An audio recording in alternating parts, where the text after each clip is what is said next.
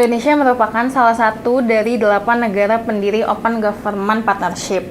Nah, teman-teman mau tahu nggak sih gimana perkembangan OGI di Indonesia sampai sekarang? Terus kira-kira masyarakat sipil itu bisa ngapain aja ya di Run OGI? Ayo tonton podcast Tifa and Friends di episode Isu Akses Keadilan Run OGI kali ini. Oke, halo teman-teman, balik lagi di Tifa and Friends. Kali ini PBHI sama Tifa itu bakalan ngebahas tentang isu akses keadilan di dalam Run OGI. Nah, kali ini kita udah ada 2 narasumber kita nih.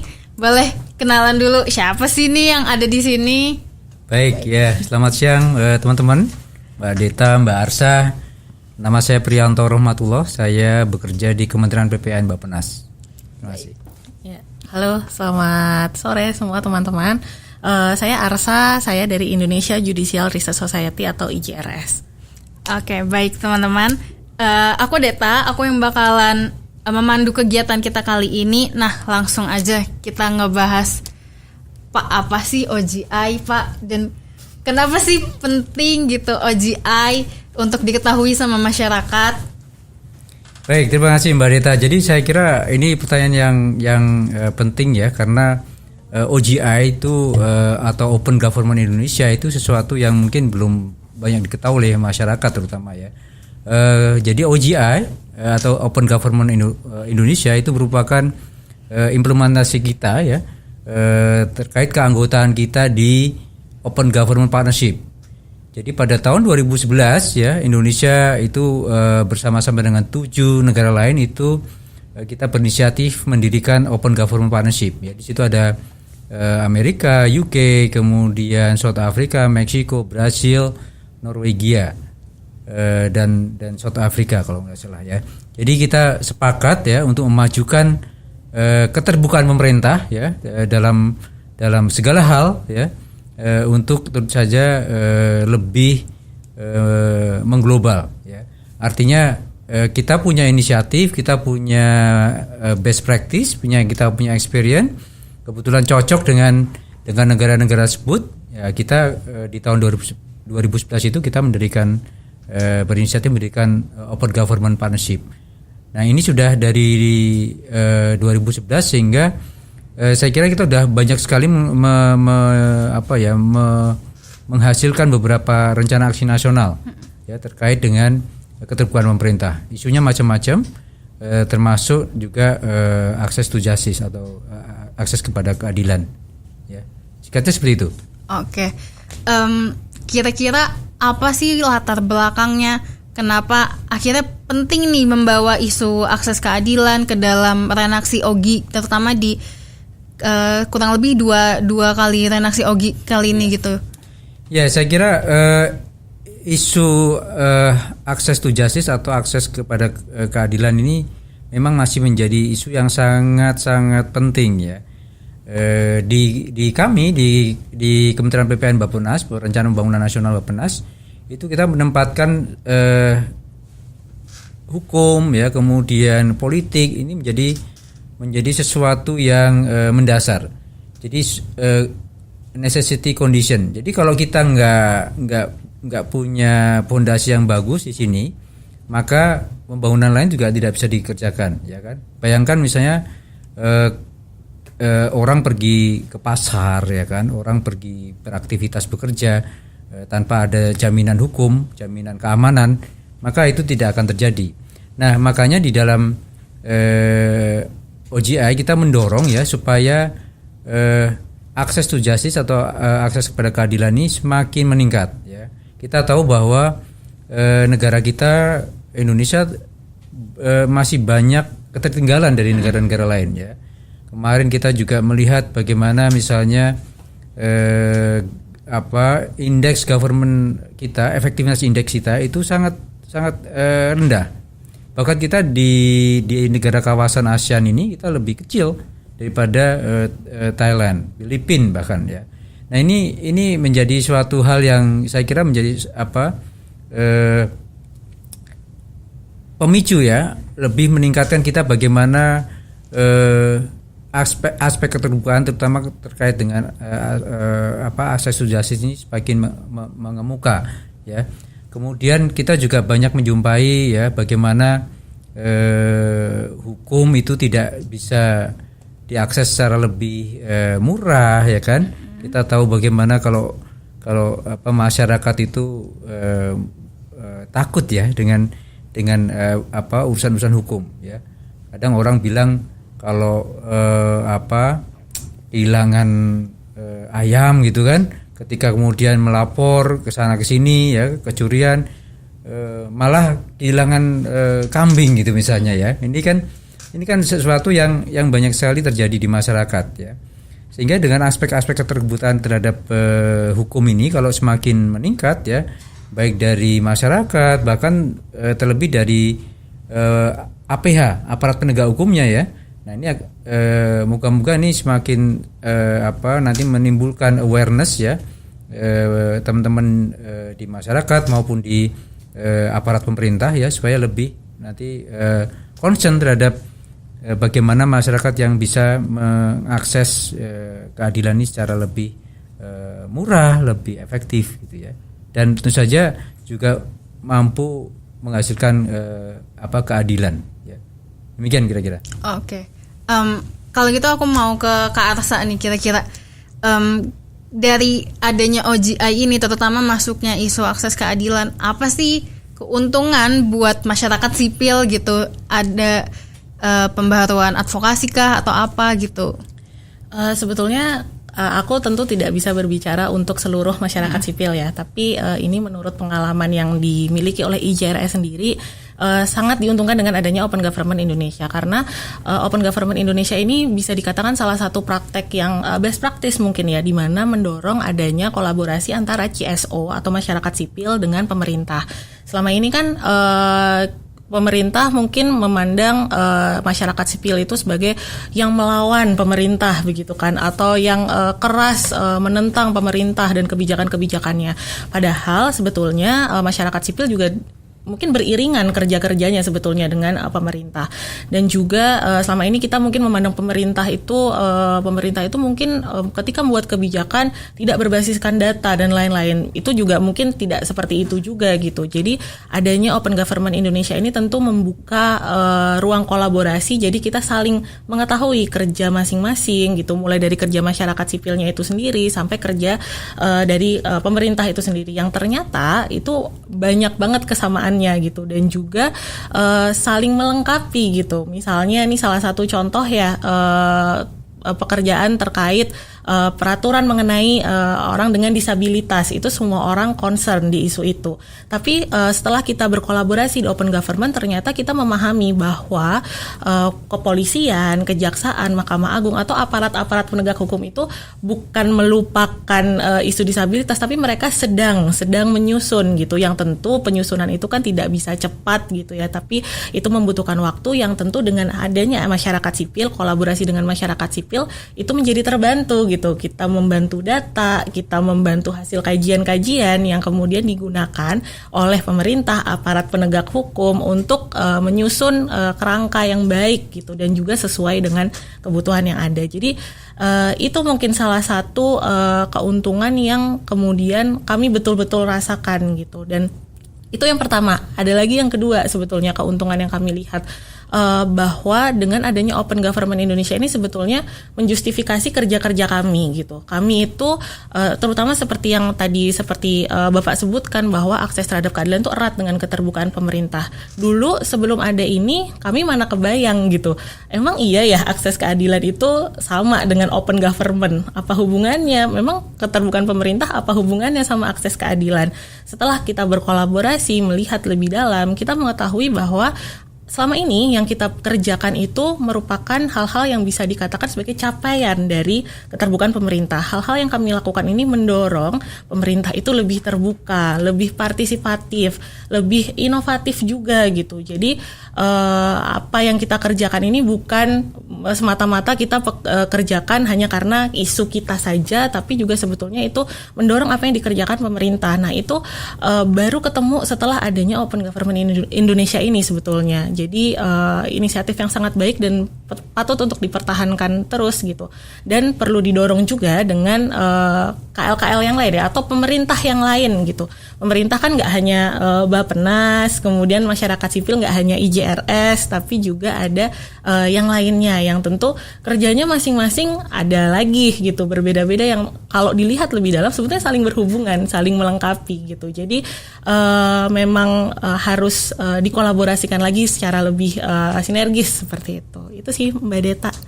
Oke. Kalau misalnya isu keadilan kan banyak ya, terutama contohnya adalah misalnya bantuan hukum gitu.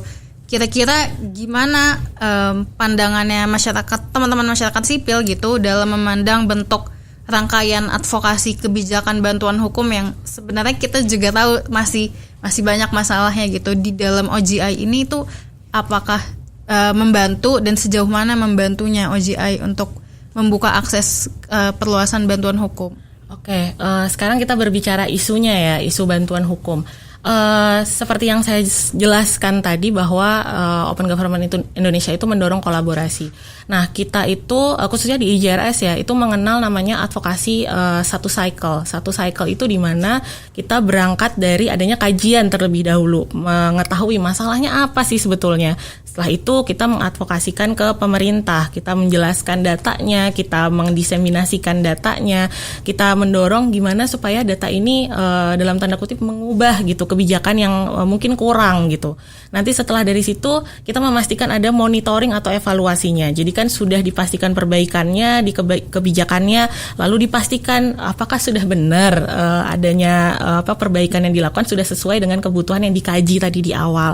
Lalu setelah itu mendorong partisipasi dari masyarakat itu sendiri. Jadi kita mengenal advokasi satu cycle itu. Nah, dengan adanya proses kolaborasi ini di isu bantuan hukum khususnya, itu bisa aku kasih contoh mungkin ya. Salah satunya kita kemarin bersama kawan-kawan Bappenas juga dengan kawan-kawan BPHN juga melakukan survei kebutuhan hukum gitu kepada masyarakat. Kita pengen tahu masyarakat itu sebetulnya ketika dia mengalami masalah hukum, misalnya tadi ketika ayamnya dicuri gitu, dia sebetulnya apa kebutuhannya? Dia butuh ayamnya balik atau dia butuh sebetulnya ya udahlah ikhlasin aja. Kita pengen tahu itu karena kan dari situ kita bisa tahu sebetulnya apa yang bisa disediakan pemerintah gitu, apa yang bisa kita bantu buat masyarakat gitu. Itu kita lakukan. Nah, dari situ kemudian kita dorong lagi ke kelompok rentan. Ke kelompok rentan kita juga pengen tahu perempuan misalnya itu ketika berhadapan dengan hukum, ketika bermasalah dengan hukum itu seperti apa. Dan temuan kita tuh juga menunjukkan bahwa sebetulnya mayoritas perempuan tuh takut gitu untuk melapor. Jadi itu kan hal yang menjadi catatan ya buat kita gitu, termasuk juga buat pemerintah untuk menyediakan misalnya layanan yang lebih dalam tanda kutip ramah gitu bagi perempuan. Nah, adanya data itu, adanya informasi itu kemudian kita sampaikan kepada BPHN dan waktu itu juga kepada Bappenas, kita jelaskan kondisinya seperti ini loh Bapak Ibu gitu. Nah, pada akhirnya kita mendorong bahwa penting adanya peran-peran di masyarakat karena kalau kita pikirkan ya masyarakat yang mengalami misalnya permasalahan terkait kekerasan seksual. Kekerasan seksual itu mayoritas takut untuk cerita, malu, takut dicap buruk dan lain-lain.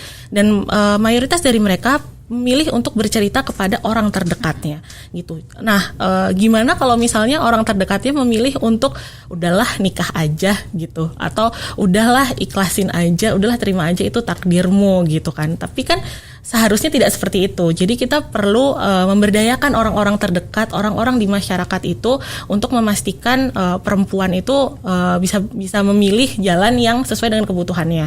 Nah, dari situ kita dorong tuh isu bantuan hukum, bahwa bantuan hukum nggak hanya ngomongin advokat atau pengacara. Bantuan hukum nggak hanya bicara soal ketika OBH di pengadilan dan lain-lain, tapi juga bagaimana di masyarakat itu ada komunitas yang bisa kita tingkatkan lah kapasitasnya, kemampuan untuk membantu para pencari keadilan, para korban-korban itu gitu.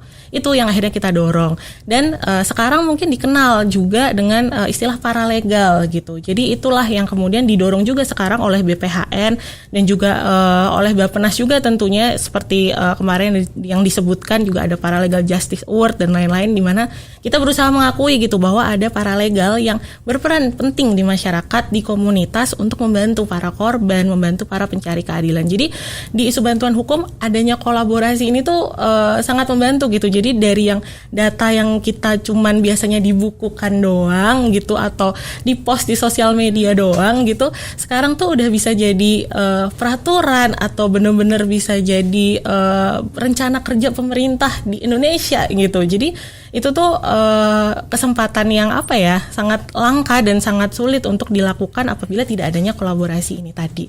Itu, sorry agak panjang. It's okay. Kalau gitu itu kan sangat amazing ya, maksudnya ternyata OGI bisa membuka begitu banyak peluang. Tapi gimana caranya masyarakat sipil yang lain selain IJRS itu bisa turut aktif dalam pengawalan isu OGI, bahkan juga bisa ikut gue punya isu ini nih, gue juga mau dong masukin ke OGI. Itu gimana sih caranya? Ya, mungkin ini nanti juga lagi-lagi saya tidak bisa bicara mengenai pendapat dari masyarakat sipil lain ya. Tentu saja ini menjadi tugas kita bersama juga gitu, bahwa saya paham betul gitu dari teman-teman Open Government itu sosialisasinya luar biasa lah gitu. Ke daerah-daerah itu sudah sangat luar biasa gitu. Dan adanya kolaborasi yang sudah ada saat ini itu sebetulnya upayanya nggak kemudian dari Bappenas saja atau dari teman-teman Open Government saja, tapi ya perlu dari teman-teman masyarakat sipil juga untuk mengajak gitu teman-teman masyarakat sipil yang lain, ayo dong ikutan, kerja-kerja lo tuh kan sama kayak kerja kita gitu, kerja-kerja lo tuh bisa lo saling lengkapin kita. Contohnya aja kalau sekarang kan kita IJRS sama PBHI gitu. IJRS sama PBHI kalau dilihat secara umum organisasinya beda nih, karena PBHI ngasih bantuan pendampingan kan, kalau IJRS cuma riset gitu. Tapi setelah diomongin, setelah kita benar-benar memahami esensi si Open Government ini, kita benar-benar menyadari bahwa PBHI memberikan bantuan sehingga mengetahui kebutuhan di masyarakat seperti apa. Nah, IJRS bisa merangkum apa yang terjadi di masyarakat untuk dijadikan sebuah data yang menjadi acuan pemerintah. Jadi kan itu bisa dikolaborasikan gitu. Jadi memang hal yang bisa kita lakukan ya, khususnya dari masyarakat sipil yang bisa kita lakukan ya, membuka kesempatan untuk berkolaborasi itu juga gitu, untuk mau berkolaborasi, untuk menyadari betul bahwa kita kerja itu nggak sendirian gitu di isu kita. Di isu kita itu kerjanya pasti ada hubungannya dengan yang lain, ada hubungannya dengan isu yang lain, ada hubungannya dengan organisasi masyarakat sipil yang lain. Jadi nggak benar-benar bekerja sendiri. Itu yang perlu menurutku dipahami gitu ya. Selain ya tentu sosialisasi, terus keterlibatan dan lain-lain itu perlu terus untuk dilakukan gitu. Oke, kalau tadi kan bicara masyarakat sipilnya ya Pak. Kalau sekarang gimana peran pemerintah gitu ya, dalam kira-kira sejauh mana OGI mau mendukung isu akses keadilan atau bahkan isu-isu yang lain ke dalam perubahan untuk mewujudkan Indonesia yang jadi lebih baik gitu Pak? Ya, saya kira peran pemerintah memang sentral ya. Artinya memang kita memang perlu hadir dalam setiap bidang pembangunan ya. Khusus terhadap akses to justice ini atau akses kepada keadilan itu, saya kira kita pertama memang harus menginstitusionalisasi isu ini kepada teman-teman di APH ya kan, karena mereka lah sebenarnya frontline dari semua teman-teman di masyarakat sipil. Itu memang saya kira juga punya peran yang sangat penting dalam konteks untuk mengawasi, mendorong gitu kan, bahkan mungkin melakukan pendampingan ya, bahkan juga mungkin bantuan ya. Nah, kita memang selalu menempatkan isu ini dalam suatu konteks perencanaan dan penganggaran. Jadi nanti dengan adanya isu yang ditaruh di situ ya, di perencanaan dan penganggaran, maka ini akan sustain ya kan, sustain. Isu ini saya kira memang perlu bagaimana nanti selalu mendapatkan prioritas ya teman-teman. Jadi kalau di Bappenas ada juga direktorat yang menangani untuk hukum dan regulasi ya, masih dalam satu kediputan dengan kami juga ya.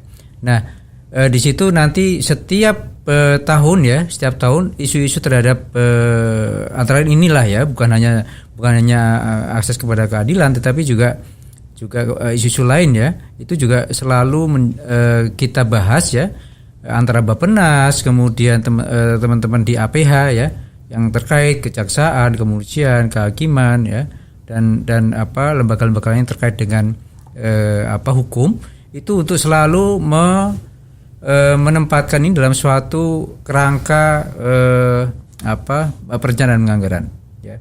Nah, kami sekarang di dalam konteks pembangunan jangka panjang kedua 2026 sampai nanti 2045, kita juga sebenarnya menempatkan isu hukum ini ya, itu menjadi salah satu prioritas ya. Seperti kami sampaikan tadi ya, stabilitas termasuk di hukum ini menjadi salah satu